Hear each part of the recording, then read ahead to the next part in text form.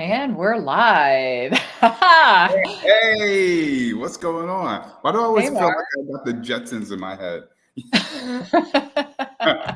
And you know what's weird about that? As I've got the Jetsons in my head because that's like a certain generation's image of the future. That Yeah. thing's still going back to the past. Oh my gosh, I haven't thought about that show for a really long time. I wonder, it would be fun. It would be really fun now to think about all of the things that they did in the show Oh yeah. and then go, what really came to fruition, right?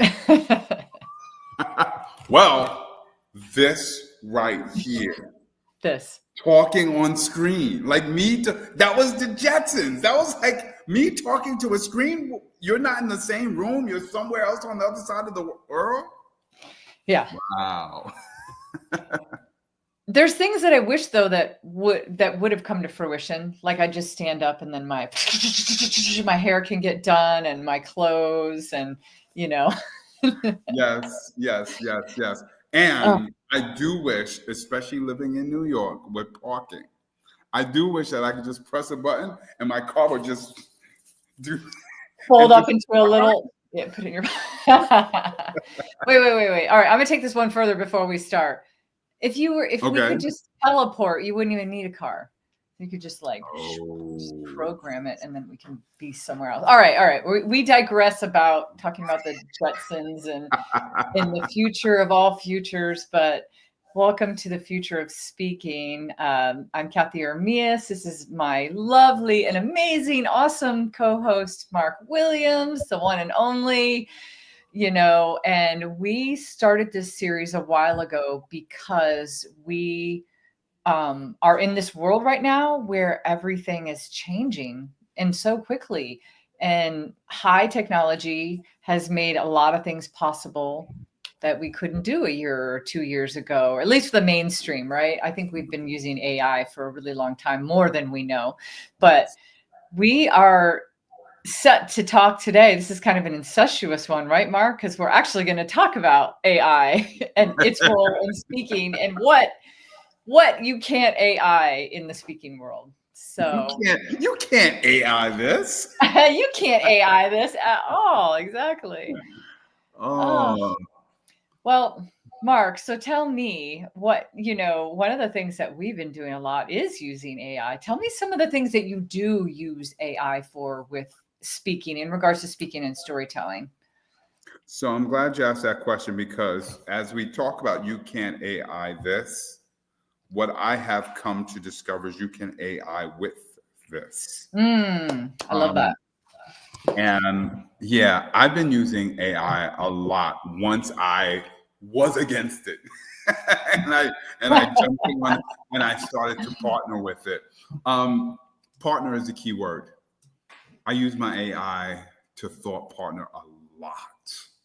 There's Mm. an idea that's coming up. Sometimes people would walk around with their notebooks and, oh, you got an idea, or I don't know, somebody's got a story file, and then you're just walking around like, oh, I got to put that in my story file, right? You know what I'm talking about. I know exactly what you're talking about. And so if I come up with something, even if it's in the middle of the night, and I know, like, maybe you should keep your phone too far away, but in the middle of the night, if I wake up and I'm like, oh, I got this idea, I'll type it in real quick and just thought partner, right? Mhm. And I love doing that. I just love going back and forth and, oh, I've got an idea about this, and I would type in everything that comes to mind and let's see what you think, right? And it's been awesome. It's been absolutely awesome. As a matter of fact, I did that earlier today. Can I tell you? Tell me. Come on, tell me, Mark. Because this whole idea has been really bubbling in my head. I haven't even really talked to you about it yet much. But it's this whole idea of transferable dreams, right? Really, really inspired by Langston Hughes's poem, A Dream Deferred.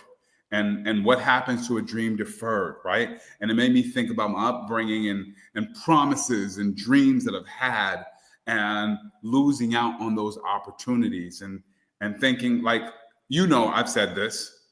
One of my biggest dreams as a kid was about this huge home for my mom and my aunts, right? But unfortunately, as each of them passed away, it was like I lost the opportunity to make good on that promise until I got my own family, my wife and my kids. And it's like, oh, the dream is not deferred.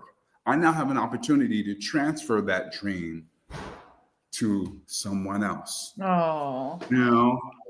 So can I tell you, as I'm typing this in and I'm thinking about this story, because I went to a conference this week where they were talking about AI. I got an opportunity to listen to Shonda Rhimes be interviewed. Awesome. Ooh. And I got to tell you, one of the stories, I'm going to tell you, and I'm wrapping this all up because this is what I'm partnering and thought partnering with my chat. So I'm telling chat this whole idea about transferable dreams, and I'm putting in all of these thoughts. I'm just dumping everything that's in my brain. And I'm like, oh, plus I saw Shonda Rhimes in an interview, and she was asked about a failure. And the story is that she wrote a TV script, and the idea was around war correspondence. And ABC was like, listen, there's war going on outside. We're not trying to hear, we don't want to. And she was like, okay, all right. Well, Bob Iger is in charge, right? Well, what does he want a show about? And they were like, a medical show. And that's how she thought of Grey's Anatomy. And so she says, I didn't really see that moment as a failure, because had they not turned down one idea, I never would have asked a question that led me to the idea that really launched my career, right? And to me, it's still all wrapped up in transferable, dreams. Yeah. And so I'll end this by saying this. Chat was like, hold on. Do you want like a 5 to 7 minute version? Do you want a TED Talk version? Do you want a blog version?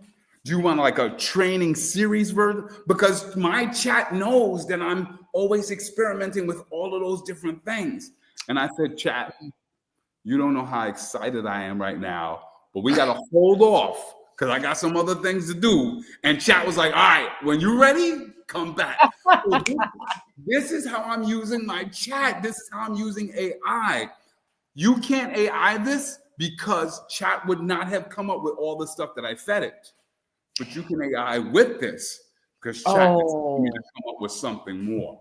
That is so good, Mark. That's basically saying that AI can have all of these little bits and pieces and particles, and then even the machine learning to know what you have programmed in and what you have said, but nobody can put in that same combination that you could. And I couldn't agree with that more. So even if you're AIing with AI, if you're, kind of merging the thoughts to come up with something, because you can just do it the lazy way. The low level 1 way is like, tell me a story about failure, right? And it's going to be so generic, and it's just going to give you some, really low level thing. Level 2 might be something like, okay, this thing happened to me when I was young. I didn't, I failed this one class that was really hard, and then I had to fail the whole grade because of it. And then I had to do summer school. Like you give it some information, and you give it some custom information, and then it kind of ties that in. Level 3 is like blending more than that. It's like saying like, oh, but what if you wrote it in this person's voice, or what if you made it creative or gave it the style of this? And so then you're level 3 in it by kind of commingling another aspect. But one of the things that I love that you're saying, Mark, is that you're not afraid to be creative with it, because there's a lot of things that AI can do really well. And if anybody watching doesn't know this right now, you can actually there's a company, I'm sure there's many other ones out there, but there's a company called 11 Labs, and you can take your own voice and you have to record a bunch of samples and stuff. So if you're an author, like we both are, and you want your book you want your book to be an Audible, or you want it to be read in audio, you don't have to do it yourself. You can train 11 labs with your own voice, and then it will do it for you. And one of my speakers that's in my little speakers group, he sent a little piece to his mom, and his mom's like, I don't know. That sounds like you. Is that not you? His mom, like, not techie at all. Like, is that not you? His own mom, right? So we're not saying that AI, there's things that AI, we're not here to be the ones that are like, oh, AI is never, ever going to replace humans ever, or whatever. What I think you've already put out there, Mark, is always trying to find the difference between what the human can do best, or what piece we can bring in it to make the AI more effective, and what can we pull out of AI to make us more effective. Right? That's the partnership.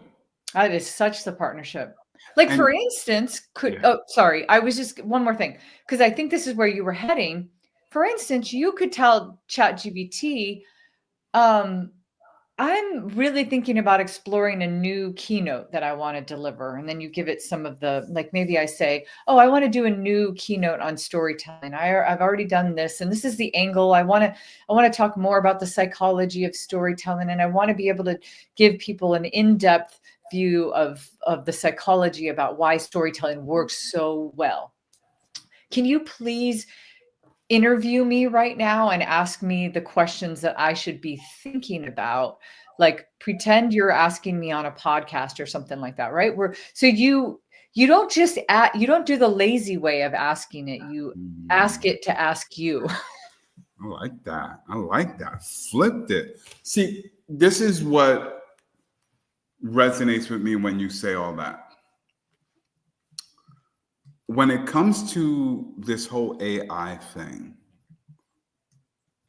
I think we've been, as a society, so many people have been approaching it from an ethics perspective. And, you just got to make sure you're using it in the right way, and you're not using it for evil, and you're not using it to think of yourself, and you're not using it to take over I think there is legitimacy around thinking, I got to be ethical and I've got to be right with it. But I think, in addition to being conscious about the way we use it, we have to be creative around the way we use it. Yeah. But listen, if anybody, I know you're going to try to throw this back on me. You are hands down like one of, if not the most creative people I know, right? Like, just hands down, visually, mentally, spiritually, just super creative. Like, that's your superpower, right? Creative woman. Right?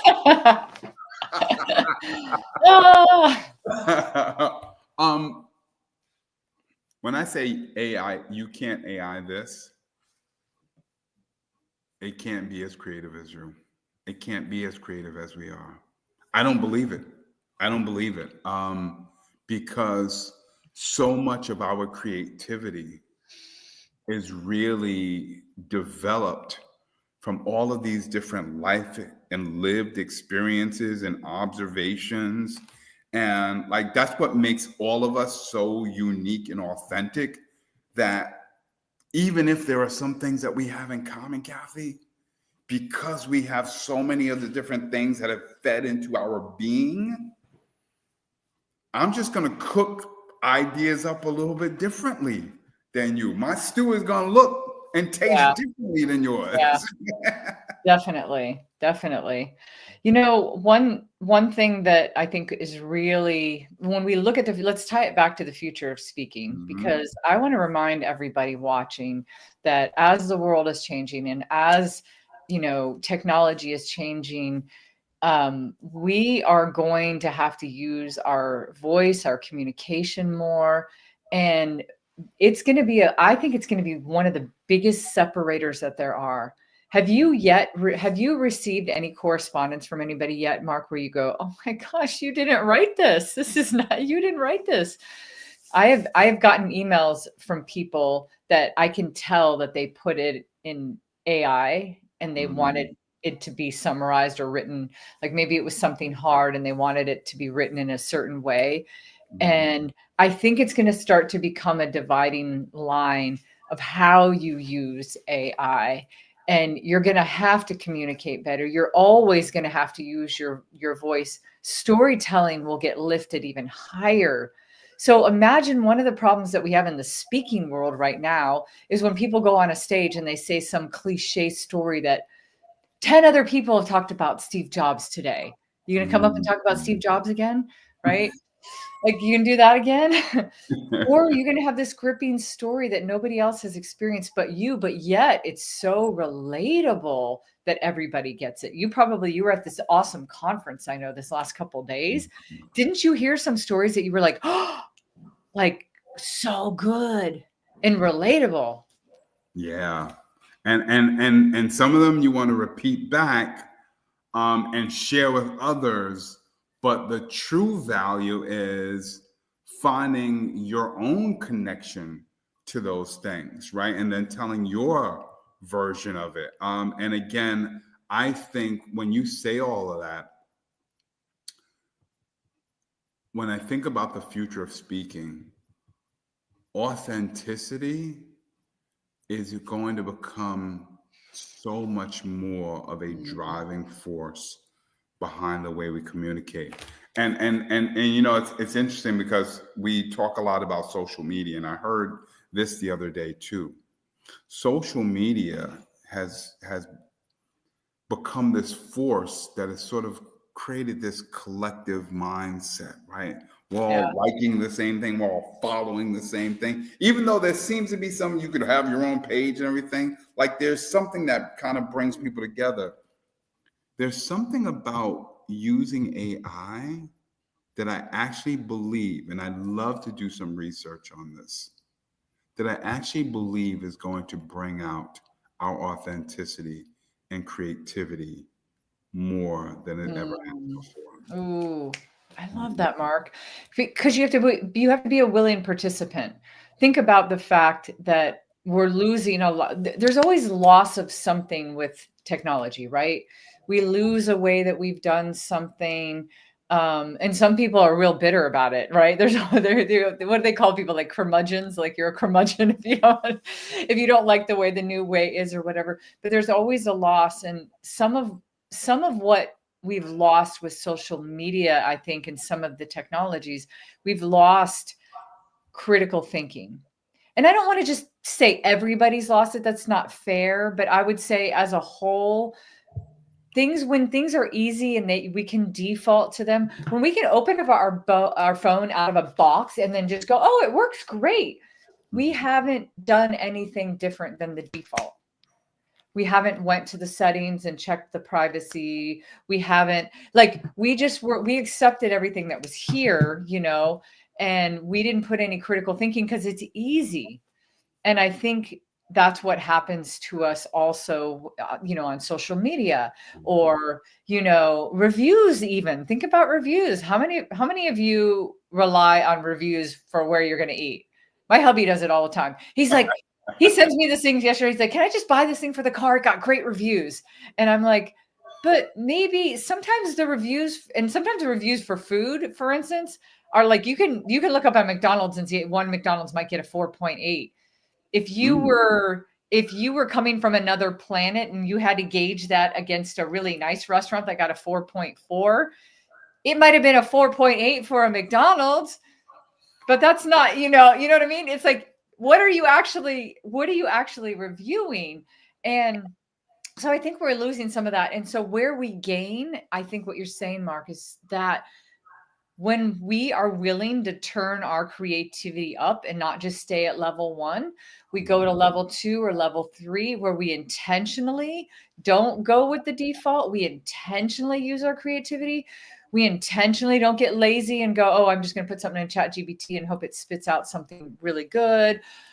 That's where we'll get lifted with our creativity. And that's where I think it will become more and more critical for jobs and for work and for how we communicate in the future. Mm. If I could add to that, creativity is one part wisdom in the things that you come up with and ideas that you come up with. And to me, creativity is also in how you speak about those things. Yeah. And I feel that this is also the future of speaking, right? Like, think about it. I'm gonna throw another crown in your head, right? The TED Stop. Talk queen, the TED Talk queen. It's just got a huge crown and tiara, and it's just TED Talk, right? We all know the world of TED Talks has been about ideas worth spreading. We know that we're in an age of content creation, right? We're in an age of, what's the new idea? And I've often said that when it comes to speaking, often there's content and delivery. Yeah. And I often think that one of the mistakes that has been made over the years is pitting the two against each other. Uh-huh. And you gotta have strong content because the delivery, yeah. Or you gotta have really good delivery because anybody can say that. And I think we don't merge the two, right? Mm. But I do think that in the future of speaking, this ability to express yourself or to be expressive and to show those feelings. See, listen, chat can help you come up with the ideas. And I know you were talking about like chat's going to be able to like kind of mimic you and everything like that, but it can't mimic you without you. Yeah. Oh, that's it. Oh, that's so good. Yeah. That's so good. I love this thing about the content and the delivery, Mark, because if you're somebody that wants to speak and story tell better, you should always be trying to lift both of those concurrently. Yeah, of course. In one hand, I could argue for the point of Mark. I could give you the most boring speech ever. And Mark, if you put a Mark Williams voice on it, oh, delivery, it's going to be so good. If we're talking about crowns, we're talking about world champion level speaker right here, Mark Williams, laying on the floor, deliver, to do body language for his, speeches. We're talking about somebody that can really light up a room with delivery. But what if you just stayed there? What if you always just relied on how good your delivery was? At some point, your stuff's going to get stale. People are going to be like, oh, Mark already did that. But then you point to the other side and you go, how do I challenge myself to take the things that are me and I up level myself? How can I up level my own creation and my own creativity? Have you ever looked at like something you did 10 years ago and you go,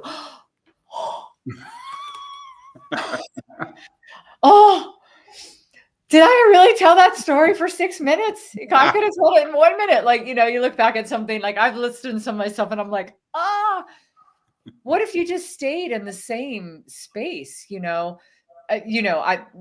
is my favorite quote. There's no such thing as staying the same. You're either striving to get better or allowing yourself to get worse.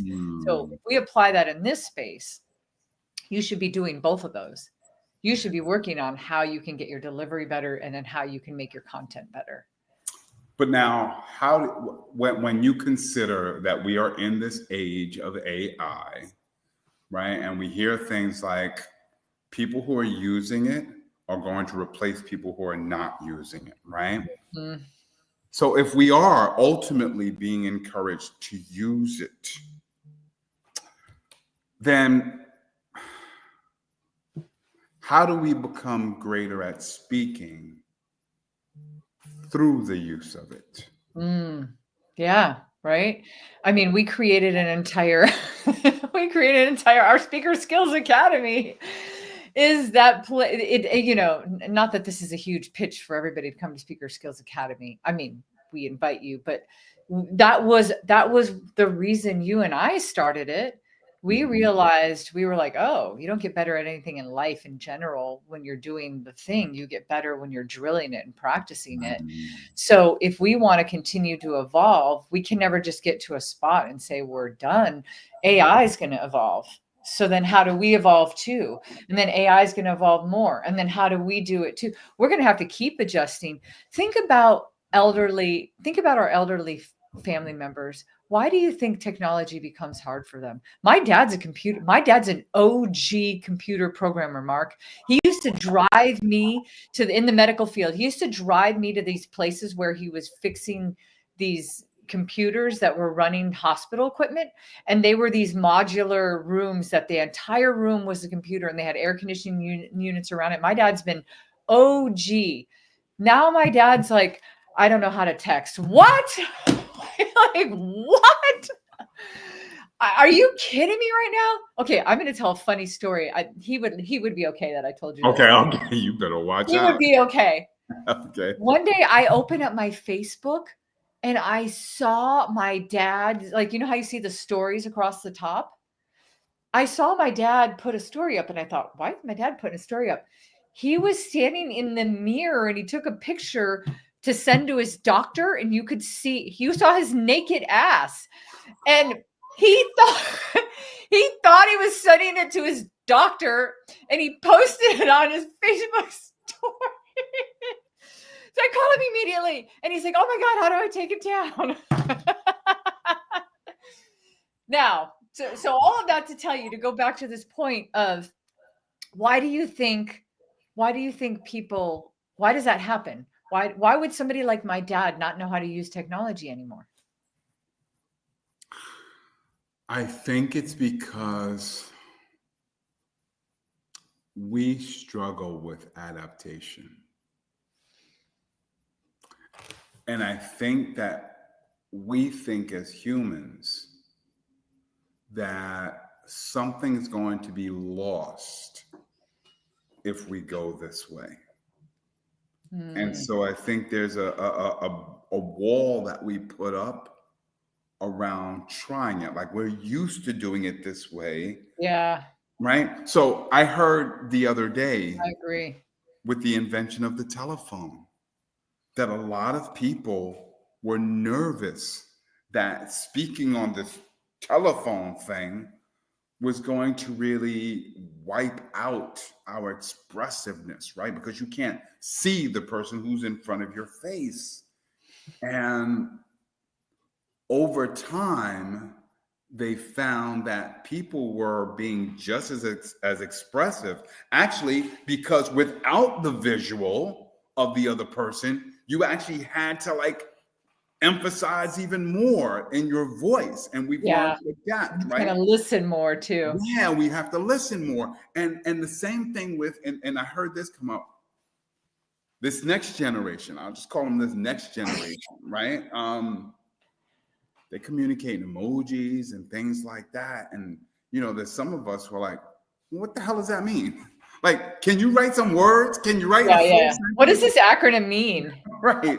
Did I put the wrong color heart? What did that mean? Like But that all makes sense to them. And it is a way of expression for them. And sometimes we struggle because I'm like, well, if you use an emoji, well, what happened to the words? And well, how are we supposed to communicate without that? And listen, like I know, you use emojis when we're writing to each other, right? So I think at one point, we struggle to adapt to something that's different because we think we're going to lose something about the way we interact until we learn how to adapt and start using it differently. I totally agree. I like how you said that. In my mind too, it was also another way you could describe it is if you were on a track with a bunch of runners, and the other runners were like technology and advancements. If you decided, oh, I need to get off the track for a minute and tie my shoe got untied, or, I don't feel like running anymore. I'm just going to go sit in the shade under this tree, and I'm just going to hang out. That feels better than running on the track. Not that I think everybody should get on the track of tech and run constantly and never stop, but you have to know at some point you've intentionally gotten off of that. And so it's going to keep going. And right? Like, and that's why I was thinking if AI does this, we need to intentionally do that. Like, if you're going to do that move, like when you play chess, what are you doing in chess? You're always going, oh, okay. Like I had my moves going. So here's me. I had my moves going. Oh, damn it. You did this move. Now I have to like, well, damn, I thought it was better at chess than this. Okay, now I'm gonna have to do another move, right? But I have to make a move that's gonna be an offensive move. And I don't want to get on the defense. And I think that might be the problem with people in AI right now.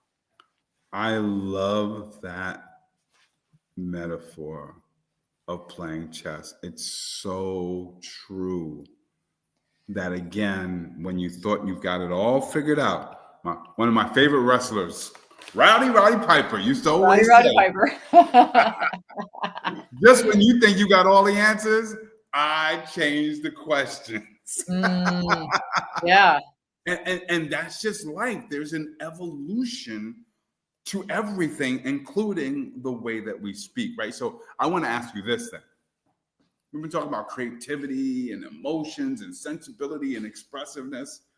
And as technology changes and as the world changes, I wonder, how do we redefine some of these terms that we've become comfortable with? Right? Like in the age of AI, in the future of AI, how do we redefine what creativity means?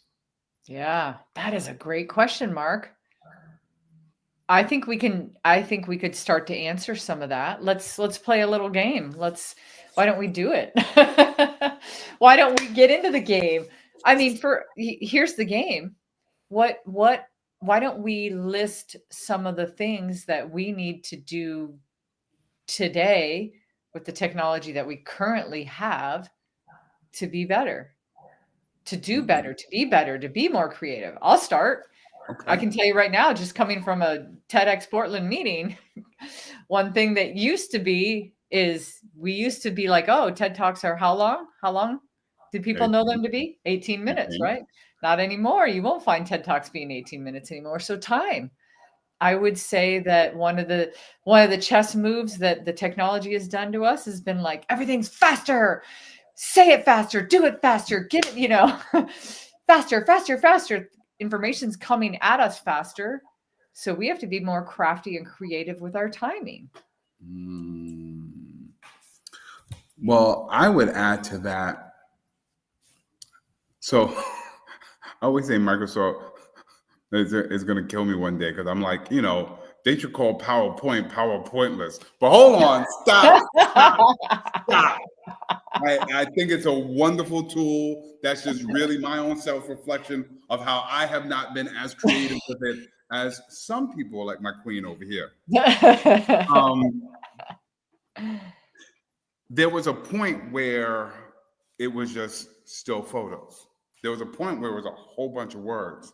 Yeah. I've gone to some presentations now where there's things flying across the screen. And I'm not just talking about like hit the animation button, right? Like there's some like major motion picture stuff going on these screens. I'm like, how do you do that?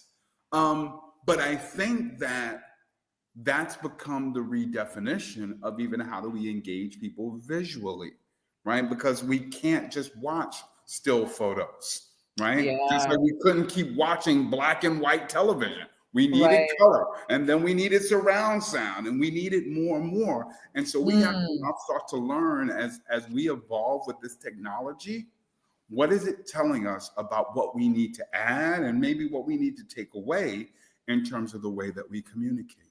Oh, I love that, Mark. All right. So we have time, we have visuals and addition and subtraction. I'm going to bring in another one. And this is the concept, and this goes back to human psychology, the concept of novelty. We need to hear new things. We need to hear old things in new ways. We need to hear old ideas with new angles. We need to hear old stories with new perspectives. We need to hear things that we're not used to hearing. And that doesn't always mean reinventing the entire story, or like there's only, how many different, at a high level, how many different life lessons do we have? They'll fall under only so many categories, right? But the way that we can express them and the angles is infinite. So newness, newness is I would say it's the biggest thing I think it's the thing that made TED really popular in the 80s and into the 90s and the 2000s into now, and has sustained it for so long. Is TED's been that organization that's like, take an idea and make it really unique and different, and then talk about it in a way that people really haven't heard before, even if the idea is old, and then it's new again. Right. Okay. So newness, that's another one that we have to be more creative about. And right now, AI is just what did my brother-in-law say about it last week when we were visiting him? He said it's just a fancy autocomplete. He literally said, he works for Google. He said, because if you ask it what 1 + 1 is, it can tell you 2, because it's been on the internet, but it doesn't know math. If you asked it what 724 + 815 was, it'll probably give you the wrong answer. It can't do math. It's only auto completing by all the things that have been out there. So if that was a common something that's been out there, then yeah, it could answer it. But if not, probably it's going to get it wrong. It's a fancy autocomplete. Interesting. Well, I will tell you on the flip side, something that I was very fascinated by was there were some people asking,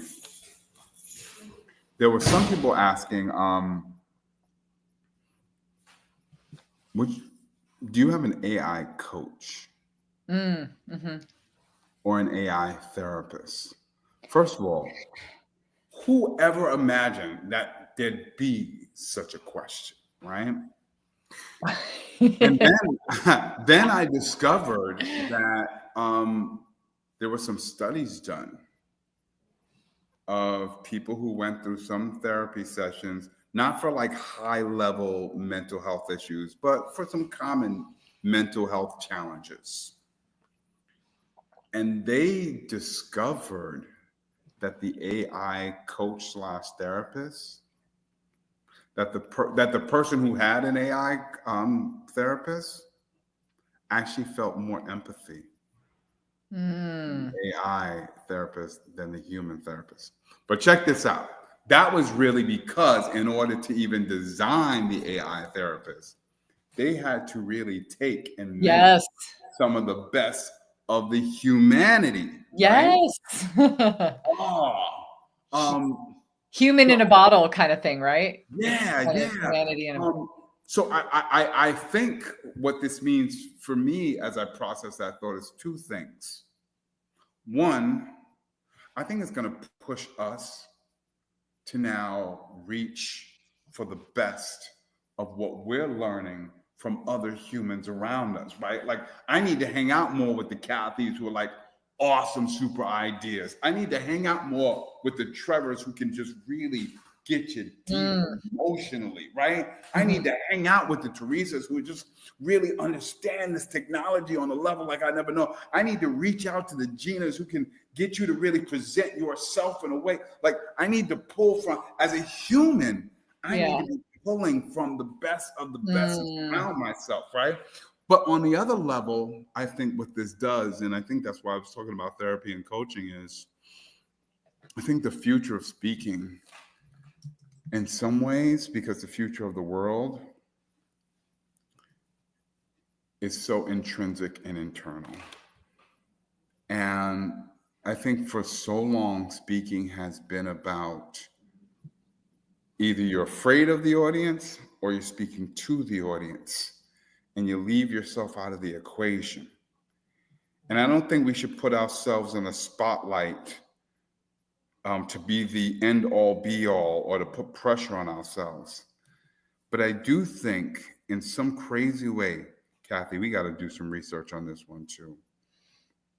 I think that there can be something incredibly therapeutic around exploring your own thoughts and your own feelings about things and expressing them.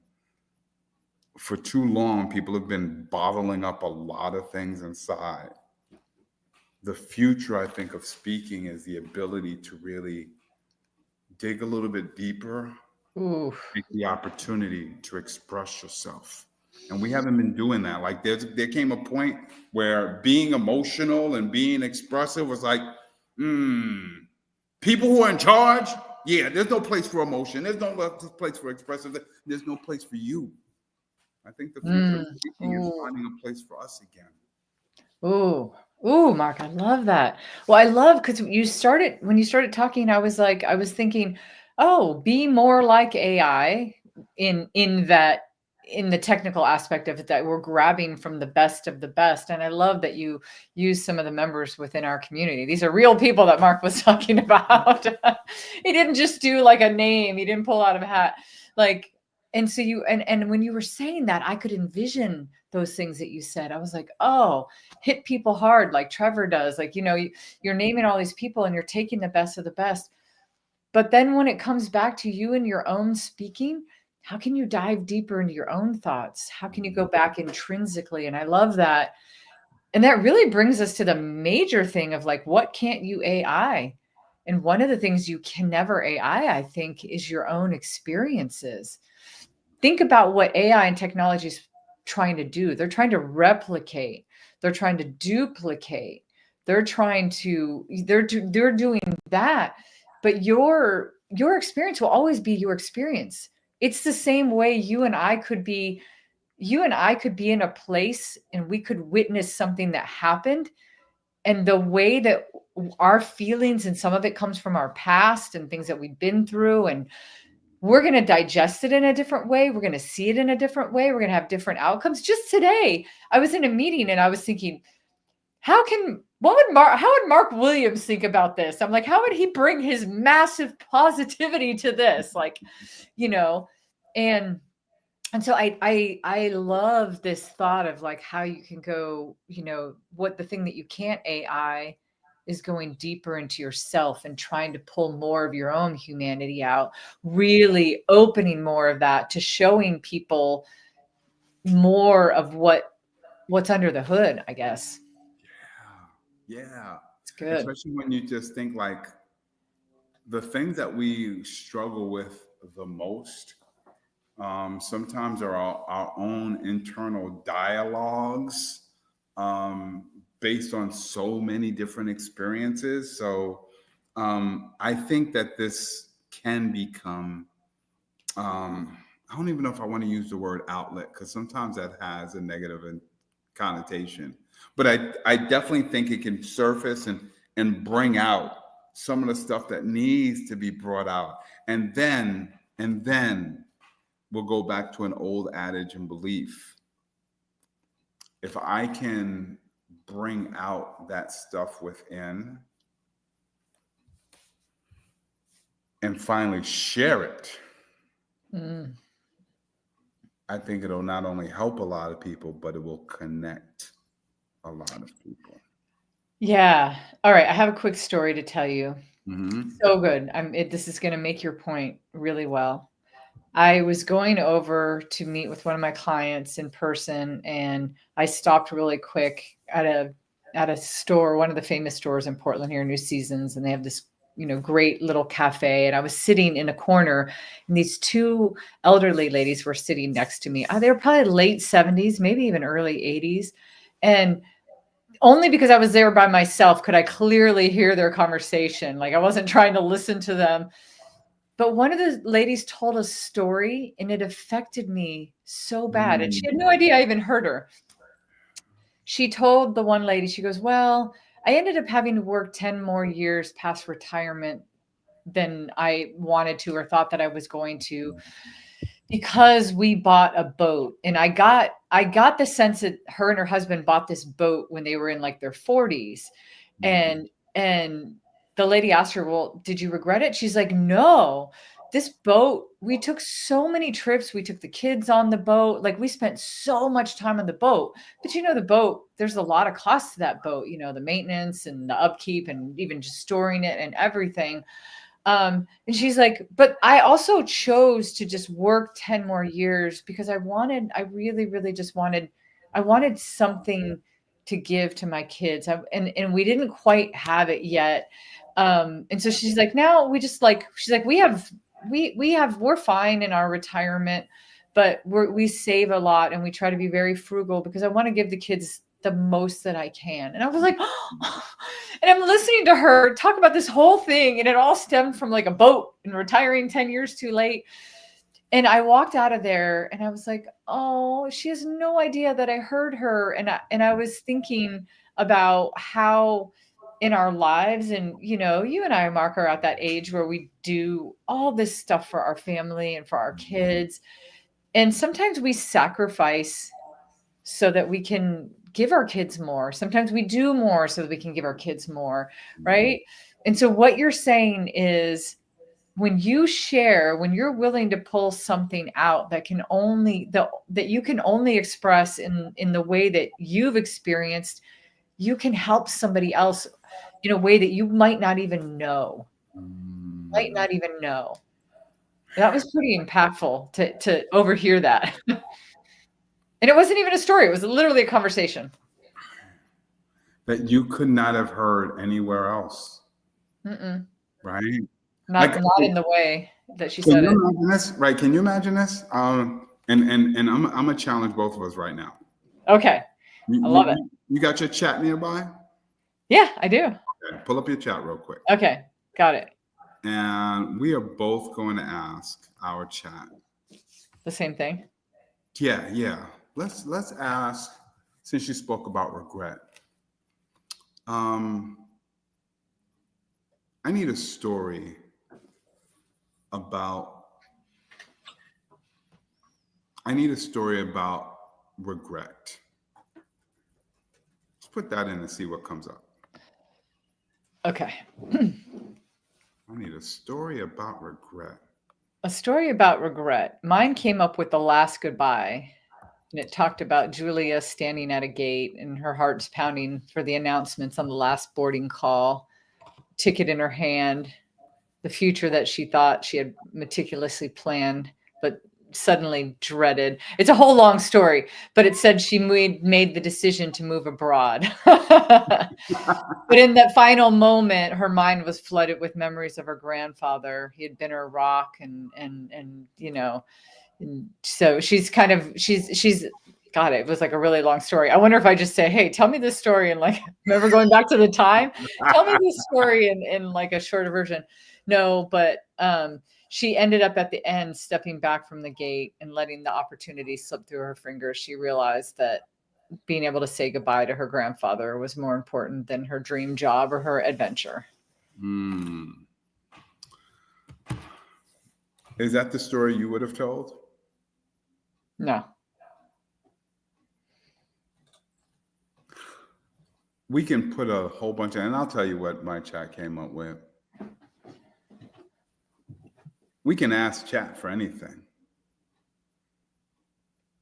But there's stories, there's memories, there's lessons. You were talking about like, how many more lessons? Yeah, but all of those different lessons are so rich in your own history. That the story you heard that woman tell, she told that from the heart. And that's what you can't AI. It's funny. My AI came up with, I think the title was something like, let me see if I can look it up real quick. What was the title? Oh, the call I never made. Oh, the call I never made. Never made. By the way, that could go in 1,000,001 different ways. Right. I can't say that I've ever had a mentor who I was gonna, call tomorrow and say thank you, and then I found out too late. But I can think of some personal experiences where I wish I had another chance to.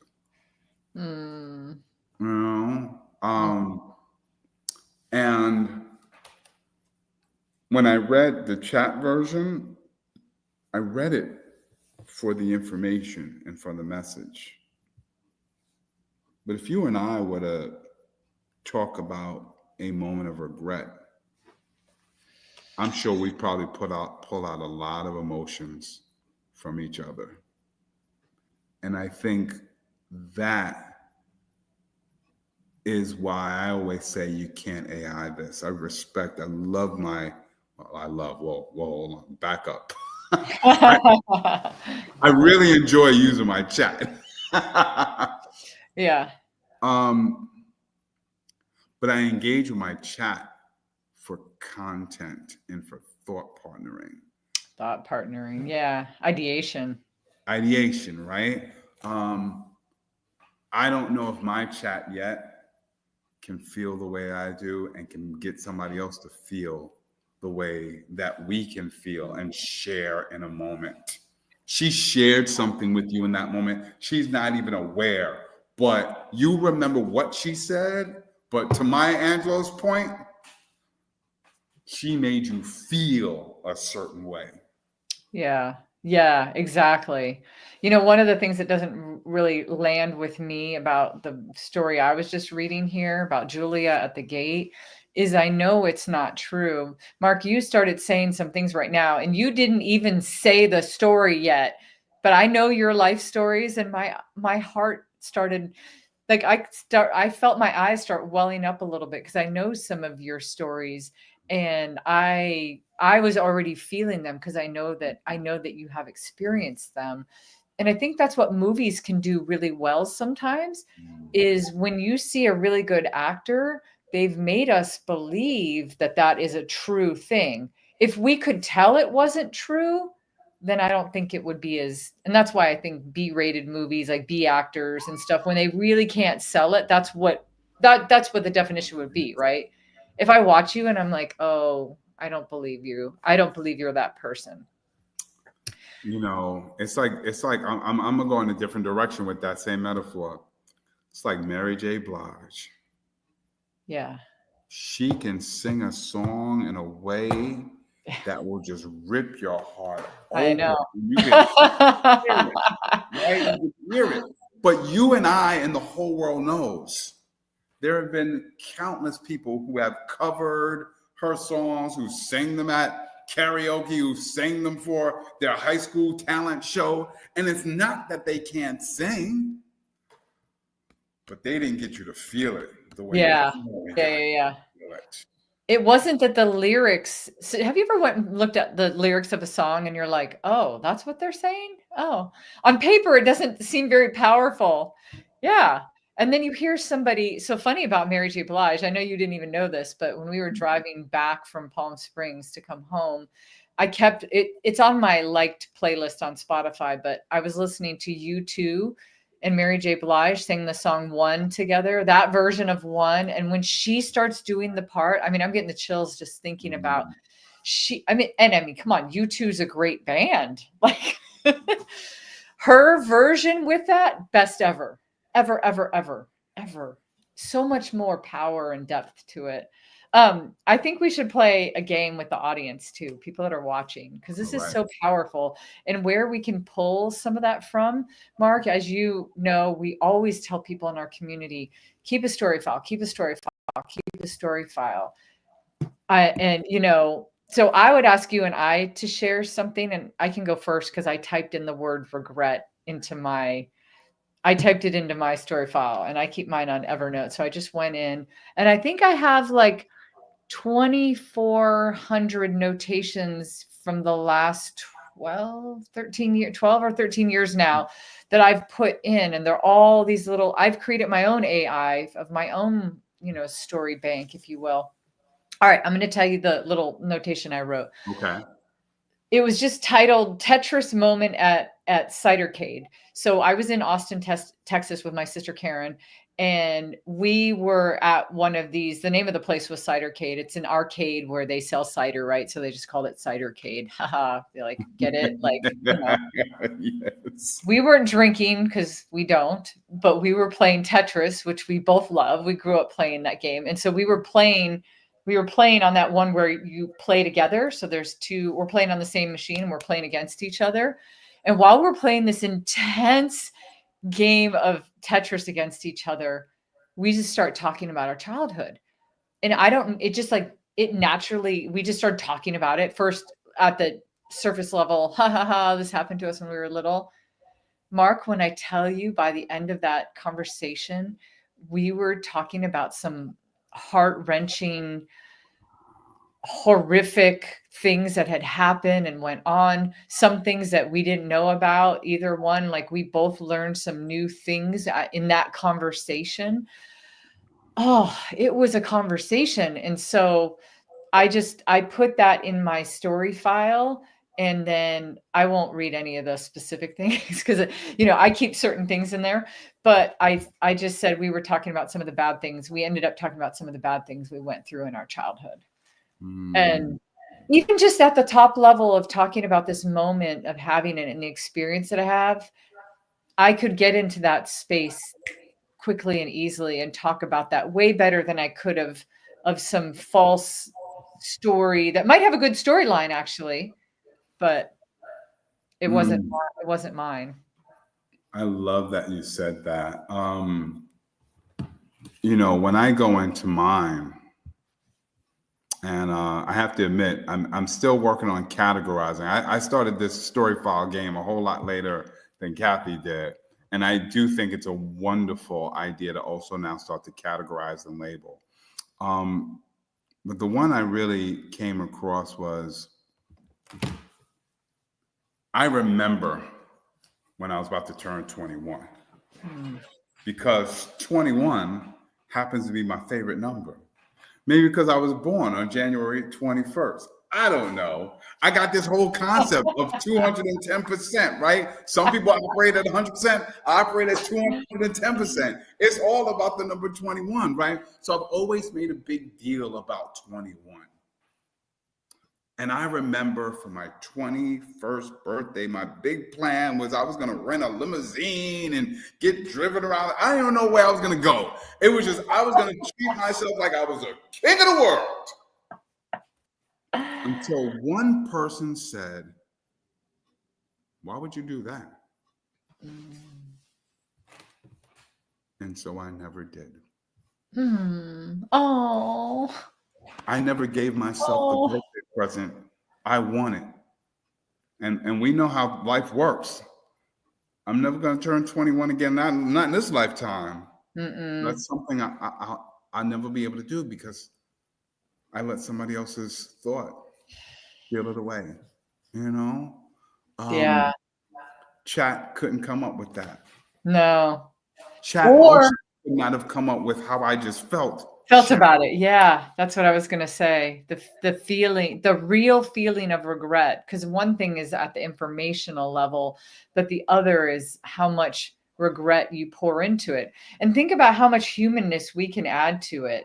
You could just say, you could have just said, oh, that was a bummer. It really sucks that I didn't do it. Or you could be like, wow, I learned a really big lesson because now I absolutely regret it. Not that anything major would have happened if I would have been in a limo riding around, but that I let somebody else's negative opinion cause me to do, you could add the level of regret depending on how you felt, which ChatGPT or AI or whatever, I mean, you could ask it to go deeper, but it doesn't know.